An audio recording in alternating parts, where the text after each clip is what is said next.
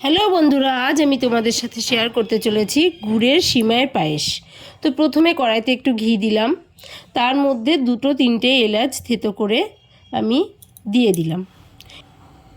এবার আমি একটু নাড়াচাড়া করে নেব ভালো করে। তারপরে আমি কাজু আর কিশমিশটা দিয়ে দেবো ওই ঘিয়ের উপরেই।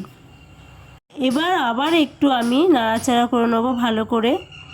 তারপরে আমি সিমাইটা কড়াইতে দিয়ে দেব। এইবার ভালো করে ঘিয়ের সাথে নাড়াচাড়া করে মিক্সড করে নেব। সিমাইটাকে মিক্সড করে নেওয়ার পরে আমি আগের থেকে জাল দিয়ে রেখেছিলাম ঘন করে দুধটা, সেটা আমি এবার সিমাইয়ের মধ্যে ঢেলে দিলাম, দিয়ে ভালো করে মিশিয়ে দিলাম। আর দুধ যত ভালো করে ঘন করে জাল দেবে তত টেস্ট সুন্দর হবে। আজ আমি গুড়ের সিমাই বানাচ্ছি, তাই মিষ্টি হবার জন্য গুড় দিয়ে দিলাম। তোমরা এর বদলে চিনিও দিতে পারো। এবার আমি গুড়টা দিয়ে সঙ্গে সঙ্গে ভালো করে মিক্সড করে নিলাম। আর একদিকে উষ্ণ গরম জলে আমুল দুধ গুলে আমি সিমাইয়ের মধ্যে ঢেলে দিলাম। এতে সিমাইয়ের টেস্টটা অনেক সুন্দর আসে। আর উপর থেকে 2 চামচ ঘি ছড়িয়ে দিলাম, আর হয়ে গেল রেডি আমার গুড়ের সিমাইয়ের পায়েস।